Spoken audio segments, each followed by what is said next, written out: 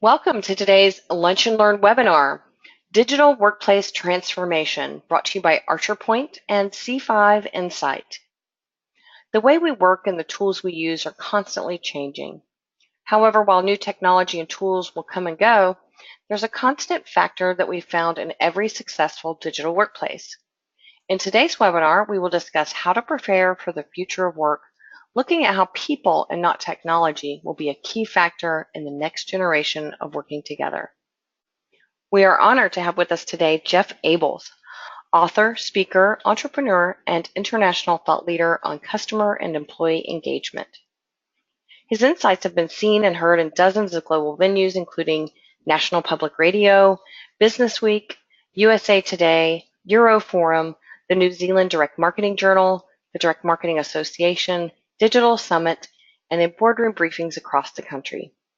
He is the author of The Luck Principle, Business Results at the Intersection of People and Profit, and is a prolific blog writer on topics related to leadership, customer and employee relationships, and the future of work.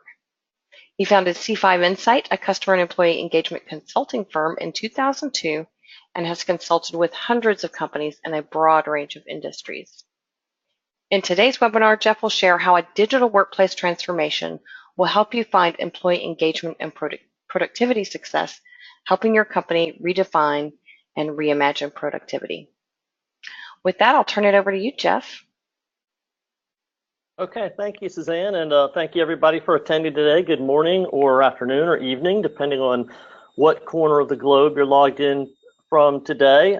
Let's go ahead and get started with this digital workplace transformation discussion. So one of the first things I hear when we start talking about this with people is, do we really need this? Hasn't digital been around for a long time?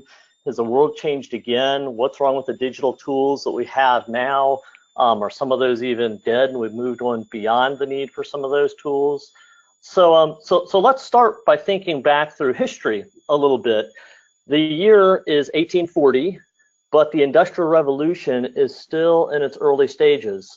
And cities were really ill prepared for that growth. In fact, urban problems at that time were growing exponentially. Sanitation was abysmal, disease was ending too many lives at too early of an age.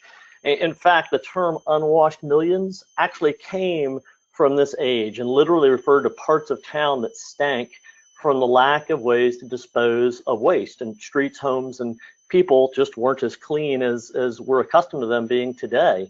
Baltimore at that time was poised to be one of the great cities in the United States, a port city strategically positioned between New York and Philadelphia on one side and DC on the other. It had already grown to be the second largest city in the country. And Chicago, by contrast, was a podunk little village with fewer than 5,000 people. In fact, it was number 92 in terms of size of cities in the country at that time. But Chicago had the foresight to make a massive investment. In 1850, now number 24 in size, Chicago began work on the first comprehensive sewage system in the United States. They set up sinks and toilets and all the infrastructure that needed to manage everything that was moving through those. Now, hard as it is to imagine now, these were not easy investments to make. Not only was it a huge budget, but it was highly disruptive, installing all the pipes and infrastructure, upfitting homes, convincing people that this kind of change and investment on a personal basis was worth it, let alone all the municipal jobs and expense to maintain it at the city level. So this was, at that time, a luxury that very few could perceive becoming a common necessity. So not surprisingly, Baltimore couldn't justify such an expense and all the change involved, and so they continued to put it off until a crisis. A fire that burned much of Baltimore to the ground gave them the excuse they needed to invest in better infrastructure. But by then, Baltimore, now number 7 in size, had been replaced by Chicago as the number 2 city in the country. Baltimore has never regained its position, and Chicago has stayed pretty stable. It's now number 3 overall. So Baltimore never caught up. History is replete with other examples of that. Let's take a look at some more modern statistics real quickly. In 2015, just a couple of years ago, it felt like intranet and digital disruption was kind of over, and survivors were safe now. The companies that were still around really didn't have to deal with that whole internet boom that caused a lot of turnover.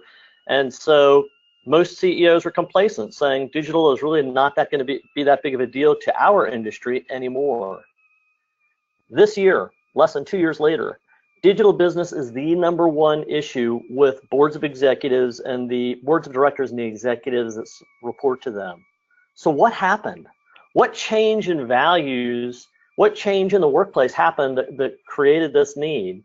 So you can see there's been lots of new digital technologies emerging. We also see that a lot of companies have changed. Suddenly Airbnb is more valuable than Hilton. Tesla is more valuable than Ford, GM, and BMW combined. Amazon's bought Whole Foods, and everyone, almost every company of every kind, has started facing ethical crises as they grow so fast or just so large, like cities 100 years ago, that they've outgrown their ability to keep up. They can't stay on top of communicating internally or externally, and so they have these ethical or other crises that come up that blindside them. Everybody's in the crosshairs: manufacturing, technology, finance, retail, education. And so this is why CEOs are starting to realize we're at a second digital boom here. This is the post-internet digital boom, and it's going to change potentially everything. So as we jump in, let me give you a little bit of information on myself, just so you can get to know me a little bit better. First of all, I'm one of those people who's a little bit odd, and that work is one of my hobbies and passions. I love this idea of figuring out how to help organizations create cultures where people engage with each other better, whether it's inside the organization or externally with customers. But I do have a few other passions. First of all, family, and in the last just over a year, I've actually added 2 new members. Both of my daughters have gotten married within about a year of each other, and now for the first time ever, I have son-in-laws, so new that I was calling him stepson for the first one for about 6 months, until he finally corrected me and I realized I'd been using the wrong term. So that's an exciting part of my life. And my wife and I love to ride a motorcycle and love to drink good wine. We try not to do both of those at the same time. I know some of you today may be attending the upcoming CRMUG, NavUG in Nashville. We'll actually be riding out there. So if you want to join us for part of that ride, I'd love to hear from you. I'll share some of my contact info here and again at the end of the session.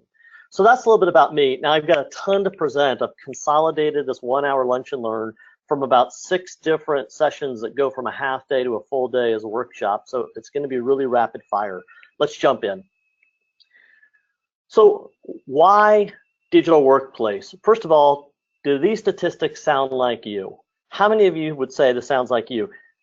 This doesn't feel like collaborating. We know we've kind of entered this age where organizations understand and value collaboration, but this idea of using technology to help us collaborate hasn't necessarily resulted in more collaboration. It's actually resulted in more chaos, more disruptions, more confusion, more distractions from getting our day-to-day work done, and more distractions from actually being innovative and making big contributions to the organization.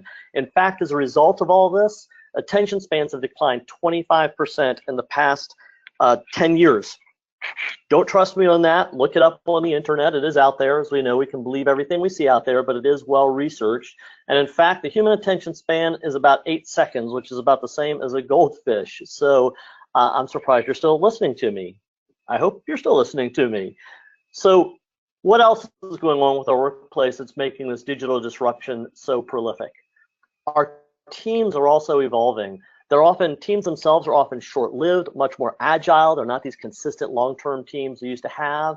They're very much project-based. In fact, as an organization structure, our organizations are moving from more of an organic type of structure where you could kind of think of the organization as a body that was relatively stable and different pieces have different purposes, to more of an ecosystem where they're fluid. It's no longer one department or one group of people working on a project. It's people coming together and pulling apart much more organically as the situation demands it. And it's even pieces of companies being added and removed dynamically over time, more like an ecosystem that grows and evolves to handle change rather than staying relatively consistent over time.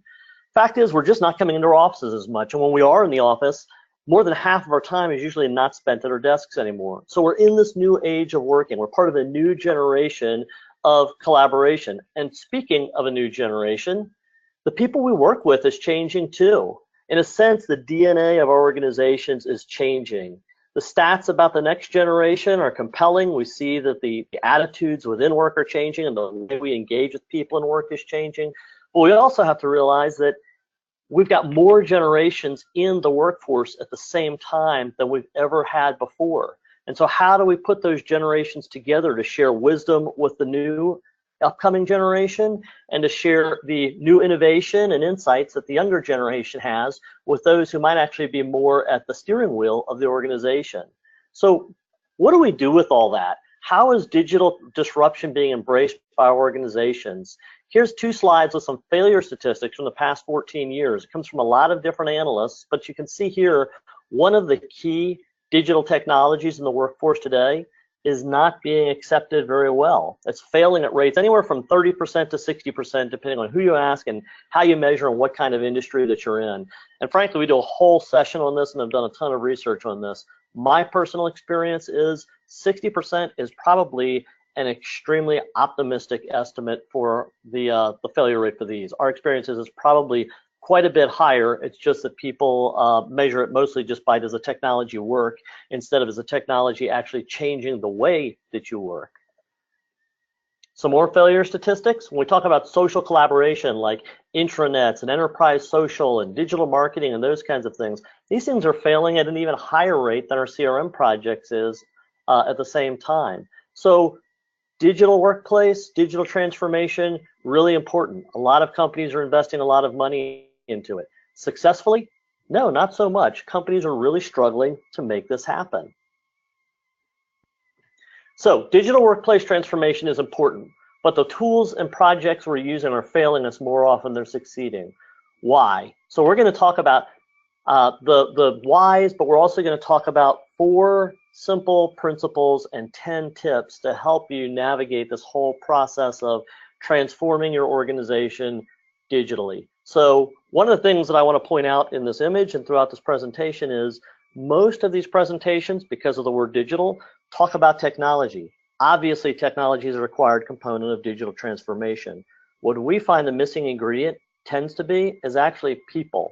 So we're going to spend a lot of time talking about and understanding people within this and how they interact with technology to successfully transform digitally. So I like to keep things simple. Let's start with 4 overall principles. When most people think about focusing on people, they think about things like branding and user design and stuff like that. But the user experience in the digital workplace is way more than just branding.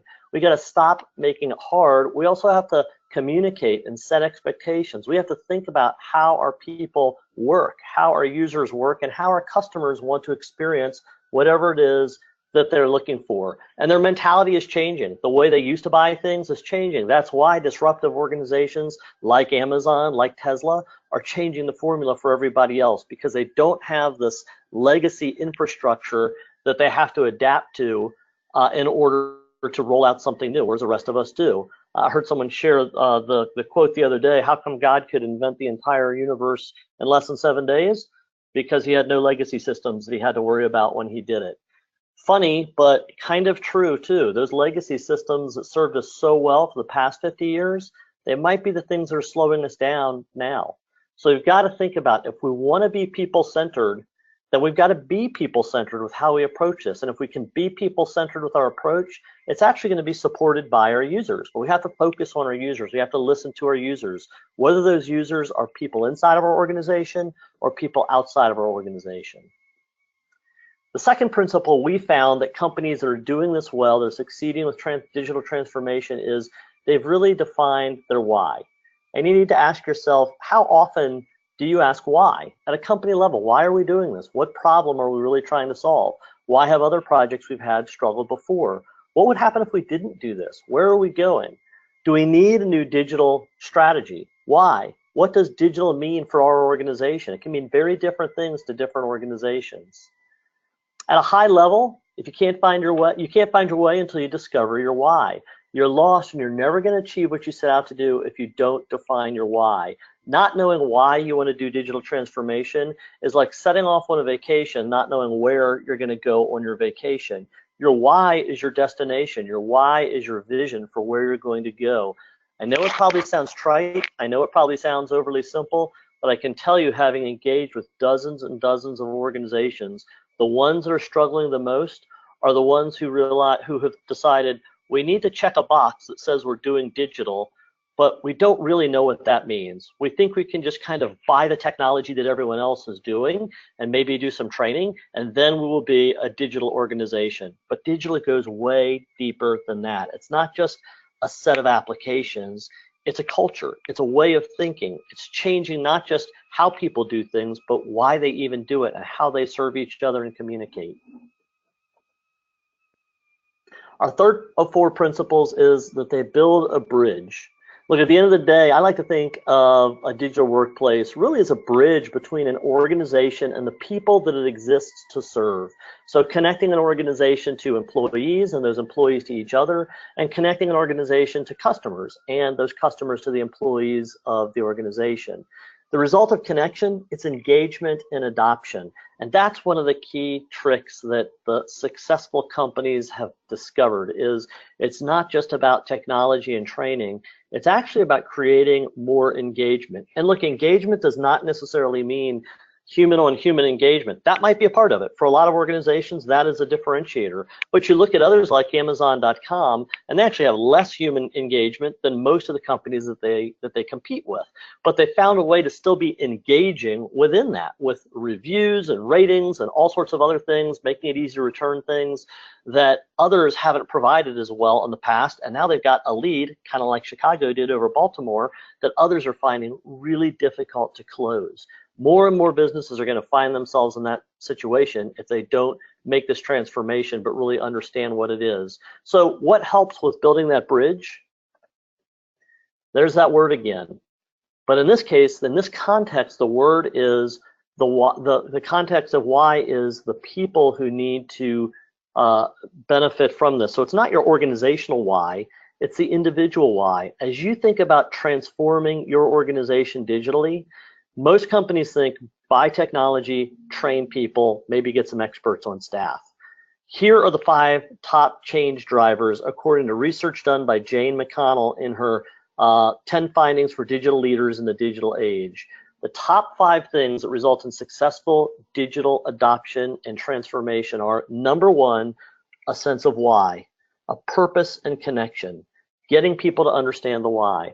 Number 2, marketing campaigns and communication.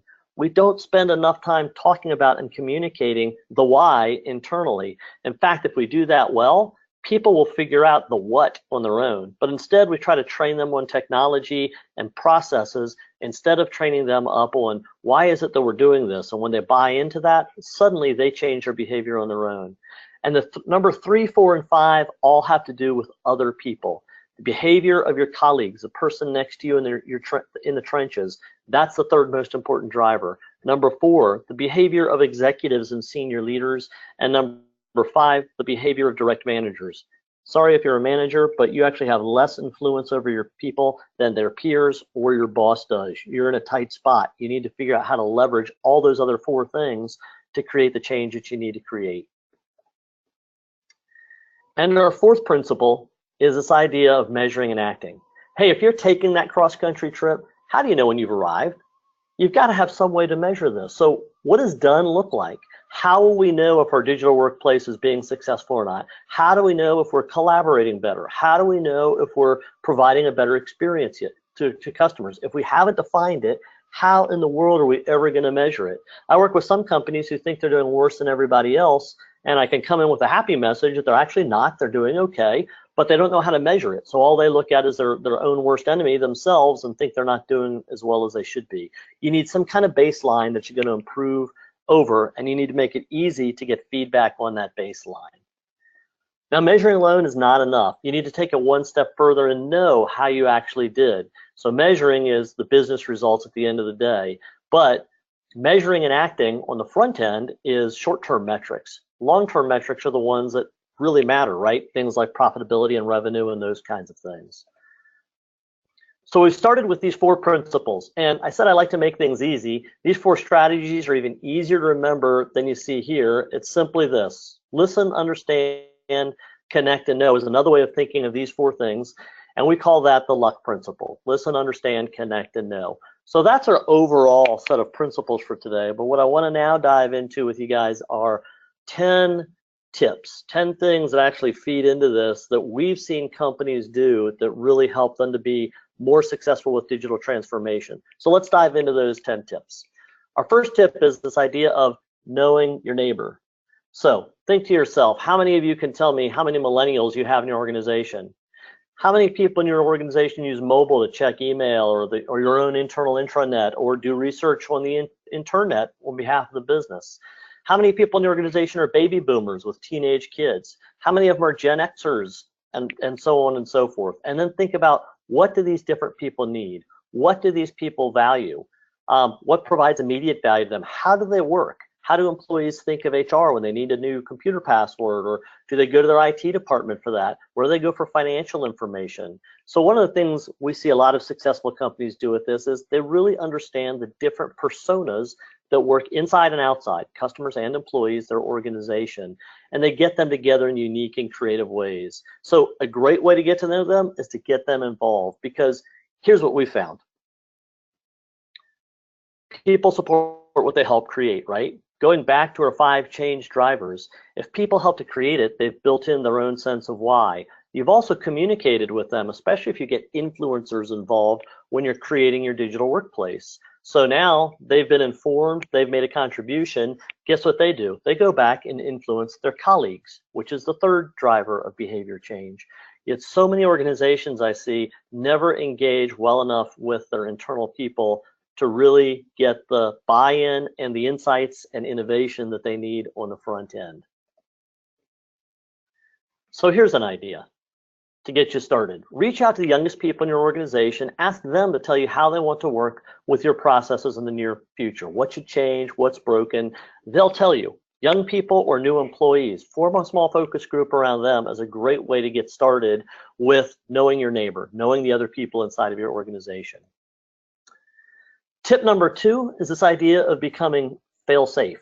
So we spend a lot of time talking about failure, and a lot of people say, why focus on failure? It seems like that's glass half empty, not glass half full.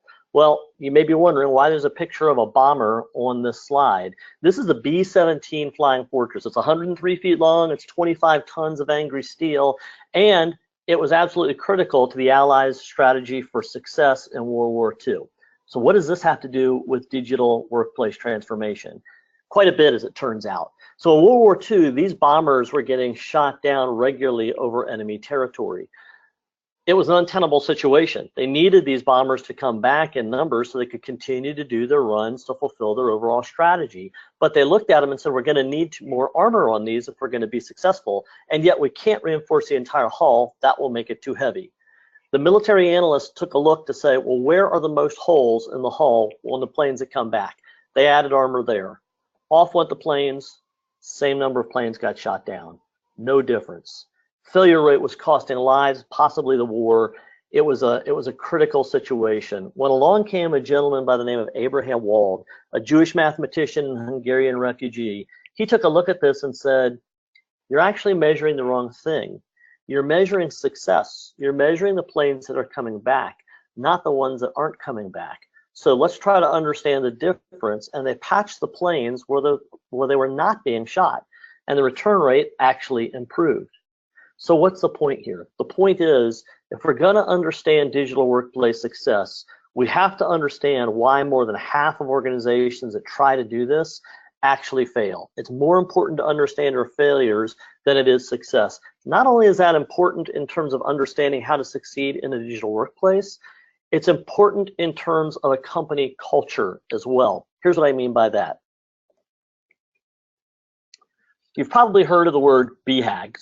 The whole idea of BHAG is a big, hairy, audacious goal. Well, in today's world, people aren't patient enough, and companies often aren't around without change long enough to really accomplish a BHAG. The idea of a BHAG is it might be a 1 to 5 year goal that everyone rallies around. The ultimate BHAG was put a man on the moon and bring him home safely within this decade from John F. Kennedy. So a country focused on that and did actually succeed in that. Businesses have tried to do that too, but our attention spans are now too short to operate solely on BHAGs. We need small, quickly attainable goals as well. But guess what happens in the pursuit of any goal? You fail more often than you succeed. So the idea with the BHAG is we're going to take our current performance level, which we believe is below what it could be and below what it should be. We're going to focus on that by setting some short, quickly attainable goals. We'll have a current level of performance goal. We'll have a modest improvement goal, a target goal, which equivalates to this, and then a high-end goal. And the idea is you focus on this metric, you focus on this behavior, this thing that people can change in their behavior for a period of time. During that period of time, you celebrate the wins, but you have a culture of vulnerability and willingness to discuss failure in the path. So you can mount this hill together. You can learn from each other's failures. You can reach the summit together. And then when you turn focus away from it, yes, there will be a decline, but the new normal is going to be higher than the old normal. Now, a lot of organizations look at that and say, look, is this really possible? That looks like a great conceptual graph. Is that something we can actually do? And can we get people to talk about failure that way? This graph actually comes from actual results that I just reviewed with a client last week. This was their sales team that were engaged in setting up some new squags and measuring those in the systems that they use to track performance. And you can see in this case, they started back here at this level of performance. They started to focus on this and set some goals. Performance started to climb. They hit their low goal around this time. Performance climbed a little bit more, and it started to sag as they had some other things that came up that they needed to focus on for a while. But notice the new normal. They had already permanently changed the new normal by over 30%. Now they're putting their focus back on this because they want to actually have new normal be up around this level. So they want to drive it up a little bit higher than this. These are real world numbers. This is something that's actually going on. It's something that can absolutely be done. But a lot of organizations aren't measuring this at all. And the digital workplace allows us to engage with our people, to track and measure and report on these things better than ever before. But most of our organizations with our legacy cultures have become a little more complacent. We might have started by measuring short-term goals and tracking things, but many organizations don't measure many short-term goals anymore. And if they do, they're very static. These goals should change every quarter with a new challenge, a new thing to focus people on, trying to permanently change how a company works. Companies that are really doing this and doing this regularly, we see absolutely become successful at engaging digital workplace tools because they drive immediate value in how they're running their companies. Our number 3 tip is build fewer silos. How many of you use only one application per day? Yeah, me neither, right? In fact, the average is 25 applications an employee uses per week to get their job done. The last thing you need is for your digital workplace to create yet a new set of silos for people to have to use to get their work done. The most successful organizations build a digital workplace as a bridge to connect a lot of existing islands of information. Plain and simple, integration adds value, makes things easy, and people actually adopt it a little bit better. Going a little bit deeper with that, our research shows when an employee goes from having to use 2 significant systems, enterprise systems, so I don't mean just desktop apps here, to 3 or more, their job satisfaction drops by 14.5%. And there's a direct correlation between job satisfaction and customer profitability. So it's very clear that the more applications we throw at our teams, the less productive they are, but also the less satisfied they are, and the less profitable we are as organizations. Essentially, we leave people thinking technology is more important than I am. I'm working for technology. My job is to learn all these different tools to get my job done instead of doing the things that humans are uniquely qualified to do. Engage, create relationships, innovate, invent, and solve problems. Computers can't do those for us. And I'm here to tell you, if you think AI is going to do all that for us sometime soon, you're going to be mistaken. It will change the world, but it's not going to change what uniquely human activities are. Tip number 4, rethink how you communicate. A lot of people would call this training. We call it communication because honestly, training does not work anymore. How many of you still sit in long training? How many people enjoy long training sessions? Most of the times I have to endure those. I see myself and others starting to disengage relatively early on. So people actually need more just-in-time training, but they also need lots of communication. We just worked with one client who's really struggling with their digital workplace. They just rolled out a major new component to their digital workplace, and they absolutely would not communicate with their internal teams at all until it was rolled out. And then just pre-roll out, actually. Just pre-roll out, they went to a few people and they said, go ahead and do some testing with this. So by the time this was actually coming out, it was a complete shock to the system for the people who needed to actually use it day to day. When we think about training, we actually need to think broader about communication. This is a simple 4-stage strategy for communicating through change. And this is something you can go through every single phase of a project, or you can think of it at a mega level as you roll out an overall digital workplace. Along with communication, we also have to think about how are we communicating with our leaders.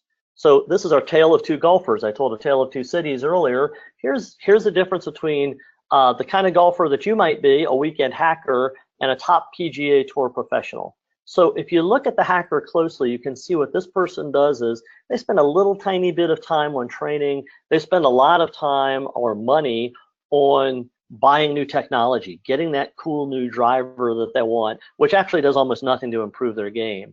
If you look at a top PGA Tour professional, they spend a tremendous amount of money on training. Now, if you look at a PGA Tour professional, if there's one person in the world who can say, I don't need any training in golf, it's probably that person.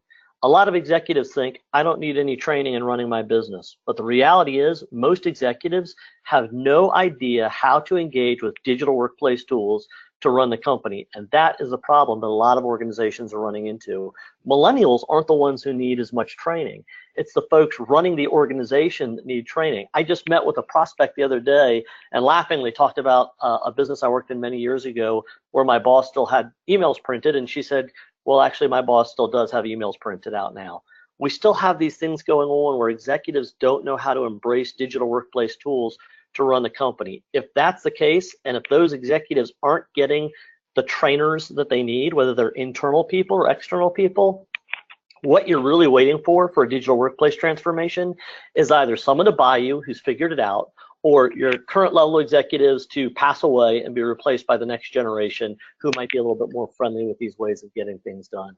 Neither of those are good outcomes worth waiting for. Executives need to be leading the charge, not just thinking that's something everyone else does, not for me.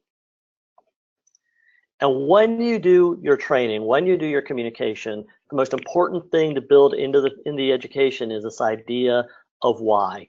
If people buy into why you're changing, if they buy into why you're starting to use digital tools to change the way you get work done, they will figure out the how. We spend a lot of money trying to tell them how to do things. That's important. All those other slides are about training. That's still important. But if we try to train and people haven't bought into why, no matter how much we train them, they're never going to change. If they buy into the why, then even if we don't train them, they're actually going to have a hunger to figure out how and get that job done. Tip number 5, less is more. Look, the older I get, the more I realize the truth behind this statement. We're overwhelmed with abundance in our workplaces today and in our personal lives. Digital noise, inputs, all sorts of things. The old way of thinking around digital workplaces was minimizing clicks, making it faster to get things done. But that thinking in a digital workplace isn't always best anymore. Instead, think about ABC, attention span, bite-sized delivery, and being consistent. So users spend about 2 to 3 seconds to determine what they need to do when they're working in a digital workplace, whether that's your customers or your employees. Remember, our attention spans are really short now. So if I have a digital workplace tool that I need to spend minutes perusing, trying to find where I need to click to do something, that's going to be a fail. But if I have a page that I can quickly find what I need and drill down to the next bite-sized piece of information I need, that's going to work. Even if it takes me 4 clicks to get to something versus 1 click to get to something, as long as I know how to categorize and subcategorize things as I build out my digital workplace, that's going to make a big difference to folks. And then C, consistency is key. I see so many organizations that this is kind of the integration tool of the silo idea again. So many organizations where everything they do is so different one from the other. So consistency is partly how you design your digital workplace. It's also partly that that age-old build versus buy, or that's not really integrated versus best of breed is what I'm trying to think of. So I don't know if you were around when they used to talk about that many years ago, but ultimately you need to look at it and say sometimes an integrated solution that's not perfect but that's consistent is better than a bunch of separate best of breed solutions. You have to weigh that internally relative to what the competitive advantage is for it, but you need to think carefully about that because you can gain more traction quickly when you're consistent than you can with a bunch of great tools, but each of which has a very distinct learning curve. Tip number 6, companies that are doing this right have figured out how to manage their ROT. So do you know what ROT is? ROT stands for data that's redundant, outdated, or trivial. So redundant, it's unnecessary. It duplicates other data that's on other systems elsewhere in your organization. Outdated, it might have been relevant once, but it's not anymore. It's just sitting there taking up space. Or trivial, odds and ends out there that maybe we put away because frankly we live in the age of being digital pack rats. We are afraid to delete anything because it might be useful someday. And hey, after all, that storage space is costing us next to nothing. But in fact, that storage space is costing us a lot more than we realize. Here's what that looks like. You're probably all familiar with this idea that the amount of data available to us as a society is growing exponentially. In 2006, it was 0.16 zettabytes. Last year, it went all the way up to 4.4 zettabytes. By 2020, we're told it will be 44 zettabytes, almost 10 times more data available to us in 10 years, in just 3 years, than is available to us today. So that's a lot of data, and our corporate information systems are growing just as exponentially. But within that data, research tells us that 53% to 80% of the data in corporate information systems, whatever those systems are, is rot. It's redundant, outdated, and trivial. So 2 years from now, or 2 years ago, you actually have more data in your systems today that is rot than you had in your systems overall just 2 years ago. So what kind of governance, processes, procedures, automation, machine learning, what kind of governance are you putting into place to get and keep your data clean? If you're not doing that, if you're not taking that seriously, please don't bother with business intelligence. Don't bother with a BI application because garbage in, garbage out. A great BI tool will not fix data rot. You need to focus on that problem from a governance standpoint, and that's where you start to get that digital workplace return on great data because you're analyzing great data with Power BI tools that can then add value to it. Tip number 7, give your users a voice. Look, we all like to be involved and heard. We talked about engaging users before, but this is specifically about giving them a voice during and after the time you go live. Make it easy for users to tell you what they think. And make it just part of the flow, and then do something with what they've told you. Don't just listen to people for the sake of listening to them. People can see right through that. If you gather information knowing full well what you're going to do as if it's going to influence the outcome, and then you don't let it influence the outcome, people won't give you input anymore. They'll roll their eyes and walk away. So how do you connect with users? Here's some quick ideas. Planning meetings. When you do planning meetings, please take a different approach with them. Don't just get in a round table and ask questions. Use methodologies. A lot of these are available on the web. We've developed one that we call luck storming, but we use Post-its all over the wall to make sure every person, when we get together, is actively engaged. We vote on things. You can actually see a Post-it down there on the bottom that came from a session I did with a group back in January. We actually split their entire corporate strategy up into quadrants. We asked them to prioritize the quadrants that were more customer or employee focused. Then within those, we looked at other different ways of breaking it down, and then we developed ideas. Out of that entire exercise, the #1 idea that got the most votes was this one: no longer fear retribution for candid honesty and creativity. That absolutely had an impact on the culture of that organization because the leadership was shocked to find out that that was such a prevalent issue among people. So they started to change things. And part of that change became part of the digital process that they put in place. Do ride-alongs with people. Ride-alongs are a great way to really learn what's going on. When you put people in a room and ask them to tell you what they need, they really don't have any idea oftentimes, especially when it comes to a digital workplace. But when you put people in the car with them or at their workstation with them and live a day in the life at their side. And those people next to them are people who understand the tools of the digital workplace a little bit better. I'm not talking about deep technology people. I'm talking about people who are bridges between day-to-day business users and understanding the technology. Those people are the ones who actually come up with the innovations. They don't come up around a round table just brainstorming. They come up by actually walking along and saying, hey, this looks a little bit different. Let's think about that. Make it easy for people to do help requests. Gather benchmarks. So benchmark your digital workplace periodically. Ask for internal feedback on it. And use digital tools to do this. Social digital tools are a great way to not only listen to your team, but to actually engage and use the tools of the digital workplace. There's a very large bank that was not recently in the news, and it was headed for a very large potential disaster. Why?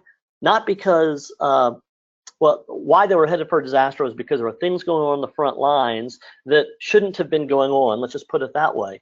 But they averted that disaster because they listened to the entire organization socially. They engaged with them socially. They were big enough that it was almost impossible for executives to talk to every person in the organization, but they were able to have some conversations and analyze some trends and found that some things were going on that a stop needed to be put to before it became a crisis situation. They were able to avert that. We've heard other stories where organizations weren't able to do that. I mentioned earlier at the beginning of this that a lot of organizations are in crisis mode because they've grown too fast or so big that they've outgrown their tools. That's one of the benefits of a digital workplace. It's not about more policies and more processes. It's more about these more human-based tools that allow us to listen and interact with each other in this loose, unstructured format that is more like regular human relationships. Tip number 8, think about balancing your tires. So this idea of balancing a rigid core and a flexible edge. So our past history has always been more focused on the rigid core. Most of the benefits our organizations have gotten over the 50 years has been through improving task-centric processes. And as we've made those improvements, it's worked great, but the way we do that is we take away flexibility. We get very, very consistent, we get very rigid, and we remove flexibility. That worked great for things like manufacturing, accounting, and operations. Then we try to do it with things like sales, human relations, meetings, marketing, customer service, and internal communications, and it hasn't worked so well in those cases. You can't straitjacket those processes. They're way more organic than standard operations types of business practices. Modern digital workplace tools, however, allow us to preserve flexibility, but also deliver on improvability. That takes balance. It's a different way of looking at technology. The old way was about process and technology. The new way is about people and technology. And it works radically differently than the old way we're used to doing things. If you're one of those companies that's struggling to budget for digital, or one of those companies that has spent but really hasn't come to realize the bigger investment is in how people think and what our culture is and how you solve problems as an organization and how you view opportunities. If that describes you, if your organization is just trying to check a box saying, yeah, we've created a director of digital, or we've bought the digital tools, or we're not even sure if we want to spend on that. If that's you, I've got bad news for you. You're Baltimore. If you're a few years from retirement, you might ride it out. If you're not, keep your skills and your mind fresh, because you are going to be working for someone else within the next decade. Whether you choose to or not is a question, but your company very well won't exist in the state it does right now, and they're not well prepared for that ride. So I know I'm not necessarily talking to decision makers who can make that decision. That's why I say that. Regardless of where your company is going, you be prepared for the future, because the future is coming. And the companies, as I saw in a recent Wall Street Journal article, the companies that are not embracing digital workplace tools are the companies that are starting to stagnate, vanish, and get acquired by other companies. That's an acceptable path for some, but if you get acquired, you want to be one of those people who's ready to embrace a new way of doing things that maybe your current employer isn't embracing yet. Tip number 9, the folks who are doing successful are the organizations that are keeping one hand on the wheel. So probably many of you own a home, or you rent an apartment or something like that. How often do you run out of projects due in your home? You don't, right? You don't just set cruise control for your home. There's a never-ending list of things that you need to do to maintain it, to keep it in good shape, and maybe to do new things with it that you want your home to have, whether it's upgrading your kitchen or whatever it is. The same is true of a digital workplace. It is not a project where you install something and configure it and then you move on to the next challenge. It's actually a different way of doing things. It's like buying a home. It's something that is a part of your organization from then on. So it's not cruise control. You got to keep a hand on the wheel. You've got to keep expecting that this digital workplace is now a part of the fabric of your organization. What we have seen is when we have cross-departmental steering committees on collaboration types of projects, which are certainly an important part of the digital workplace, there's a 30% increase in project success when those teams get created. Now, the other thing I'll mention is we don't have hard statistics on this, but when that team comes apart, circumstantial evidence seems to indicate that digital workplace success quickly deteriorates. So you need to put this team together, but remember, digital workplace is a new way of doing things. It's going to take a long time to institutionalize what's going on in a digital workplace within your organization. So don't dismantle the team after a year when you can check a box saying we finished an implementation.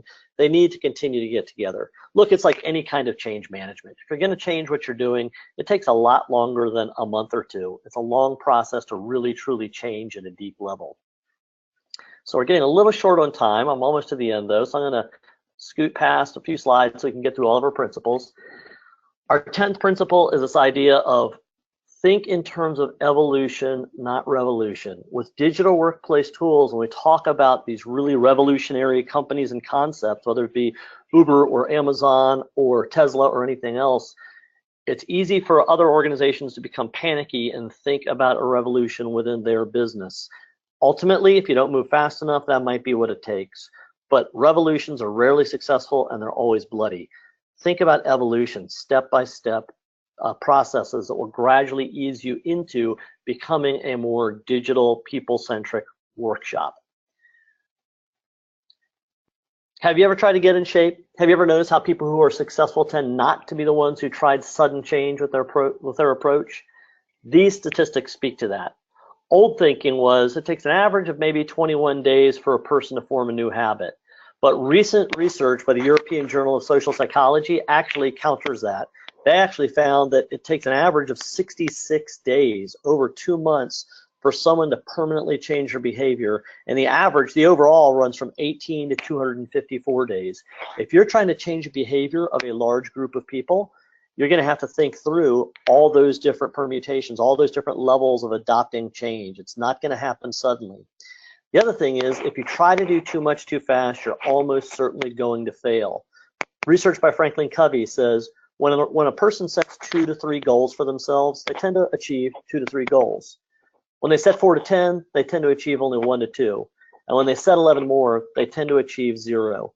What I can tell you from most organizations I work with, and particularly those who are kind of more old school, a lot of manufacturers and financial services fall into this, they have a long list of projects and they're all top priority, which really means none of them are top priority. None of them get done at all. I see organization after organization with digital change management trying to change too much too fast. Think small incremental change. You don't go from a caterpillar to a butterfly in one step. It's a step-by-step process that gradually gets you there. The same is true of people. If you're thinking you're probably going slow enough, what I would encourage you to think is, no, we need to go slower. We need to break this up into even more small, tiny, bite-sized chunks. One little piece at a time, chew it, digest it, move on to the next one. Change habits, change behaviors, then pick up the next one. We like to see 2 to 3 goals per quarter that people are accomplishing, which gives you about 90 days to change behavior, and you repeat that process iteratively quarter after quarter until you've really changed the fabric of your organization. So we've talked about this idea of the luck principle, and we've talked about these 10 different principles. I hope that these have been really helpful to you, this idea of knowing your neighbor, becoming fail-safe, and all the others. These 10 plus 4 overall principles are the things we've seen working with dozens and dozens of digital transformation projects, whether it's a complete overhaul of digital workplace transformation or whether it's a very small focused effort on something as simple as deploying an intranet or a CRM application or something like that. The ones who succeed are the ones who are practicing these tips and these 4 principles. If you embrace these, you're going to be much more successful with your digital workplace. Couple of things before you go. First of all, we've got some other resources for you. If you like, I'd mentioned this idea of the luck principle throughout this. If you want to dig a little deeper into that, you can go to Amazon. It's a very simple short read book. It's a great coast to coaster if you'd like to pick that up. If you want to do some ratings, we actually have intranet and CRM rating tools on our website. You can download those for free. There's a shortcut link there. If you just go to c5insight.com, you can go to the downloads area and you can peruse those. We also do 2- and 3-day workshops on this. So if you'd like to dive really deep into change management and planning and what incremental processes really look like and how you engage your team in meetings and those kinds of things, plan to come to one of those workshops. Those are actually under the URL successaccelerators.com. One other thing I like to do is talk about an organization that is a great way to change a life. It might be yours, but more than likely it would be a kid's life, called Prison Fellowship. If you think transformation is really difficult, one of the things I take encouragement from is Prison Fellowship has actually seen transformation of entire prison systems. It's really, really amazing. But maybe more to the point, and importantly, if you go visit their website, they're a great little nonprofit. There's kids all over the country who are hurting because a parent is in prison and they don't feel the love and care of that parent at the holiday season. A simple way to get involved, you can bring a gift to a kid who needs it on behalf of their parent and kind of disrupt their chain of potentially carrying on the problems that the parents might pass on to the kids. It's a great thing to do, and frankly, it probably does more for you as a giver than it does for the kid who is a receiver. But it's an amazing organization, and it's transforming lives. So if you're looking for a way to do some transformation where you can have an immediate and visible impact, that's a great way to do it. Hey, thanks so much for coming today. I realize I'm getting close to the end of my time, but I think we've got time for a few questions. So if anyone has some, I can take them. Great, Geoff. Thanks so much. We do have a few questions here. What's the difference between an intranet, CRM, ERP, SharePoint, and a digital workplace? So very good question. So digital workplace is, if you ask 5 people what digital workplace is, you're probably going to get 5 different answers. I guess in its simplest form, digital workplace is all the digital technology that's helping you to run your workplace. In our view, digital workplace is a little narrower than that. Digital workplace is more about the human factor part of the digital workplace. All those other tools that are much more rigid, important tools, but much more rigid tools, those are part of the traditional, the legacy digital workplace, but the emerging digital workplace has to do with the flexibility to wrap around the human experience, whether it be the employee or the customer. So what's the difference between those? Well, there are differences between all of those different technologies that you mentioned, but they may or may not be a part of your digital workplace. So you don't necessarily want to run out and buy those tools because they're part of a digital workplace. You need to understand what is important for our digital workplace and then acquire the tools that are going to align with that. I realize that's a very broad answer, but it's as broad as the problem is. You need to kind of understand your roadmap before you apply tools. So digital workplace is a concept. All the other things you mentioned are tools. Can you talk a little more about the social part of this? Is social still important, and how do I choose a tool? So a good question. Enterprise social actually kind of came out a while back, right? I mean, we've seen social. Facebook was one of the biggest early social networks that we're part of online, LinkedIn and things like that. But it came out for enterprises, I can't remember how many years ago, but it's probably going on 8 or 10 years ago that we started seeing enterprise social platforms, things like Yammer and Chatter and stuff like that. And some of the initial excitement for those has certainly died down a bit, and a lot of organizations never properly adopted them. But in our experience, enterprise social is actually really, really important still for organizations that are ready to adopt it. So I shared a case study about how one financial services company mitigated a potentially significant crisis as a result. There's other great case studies like that too that are more public. Red Robin actually quickly adopted their product model much more rapidly than they otherwise had been able to before, based on having a great internal social tool in place. So I believe that yes, social is still really important, but I think that you need to properly implement it. It's very tempting to think, gosh, everyone knows how to use Facebook. Let's just turn this new social application on and everybody will start using it. It doesn't work that easily. Just like everything else, you need an adoption and a communication strategy around it. How do you choose a tool? My personal preference is a social tool should integrate with the other digital tools you have in your workplace. So depending on what those tools are, there's probably one that's already available on the market that integrates with them. If you're more of a, if you're more of a Microsoft shop, Yammer absolutely makes sense. If you're using something else on a tool like Chatter, or IBM has their own tool, one of those tools might work a little bit better for you.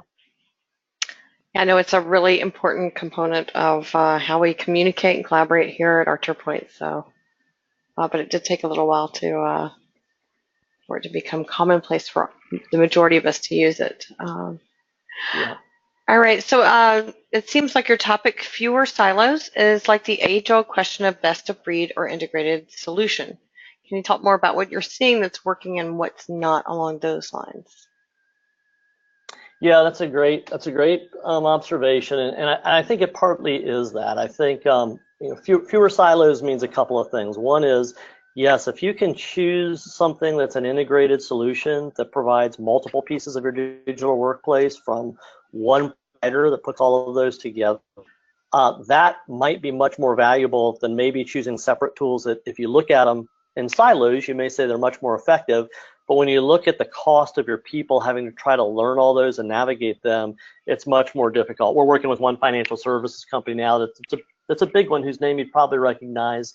And you can just see they've invested in all sorts of best of breed technology, from intranet to social to document management to you name it. And it is so complex and confusing for them to onboard new people, and even people who've been there for a number of years sometimes have a hard time finding their way around. So it can be really important to compromise on perfection and instead go to something that's integrated. But also remember, with fewer silos, it's also about what we call integrate, migrate, and eliminate. So you don't necessarily need a one system to rule them all. In fact, that will probably never be a reality for almost any company except maybe the very smallest of companies. So where you can't do that, yes, you need to invest in integration to move data back and forth between systems. And sometimes you might need to migrate some things from a legacy application into a newer one. Even though you keep that legacy application, you might only use it for certain pieces that are really important competitive differentiators for you. And you may migrate some of that functionality into a more modern system, so your IT group supports fewer systems, and so your users have to learn fewer systems. Right, I think we have time for one last question. I'm sure this is one you get probably fairly often at C5 Insight. We have a CRM project that's a successful failure. It does everything it was supposed to do, but hardly anyone uses it. How can we make it better? So that is a really long question to answer. We actually have a study called CPR for CRM you can download from our website. I talk on this topic all the time, either CRM specific or sometimes specific to other digital platforms. But what you're going through is not unusual at all. If it truly does what it's supposed to do, then the next step is really about, I'm going to call it adoption, although I don't really like that term, because adoption sounds like we need to get people to use it, whether it's the right thing to do or not, and sometimes it's not the right thing to do.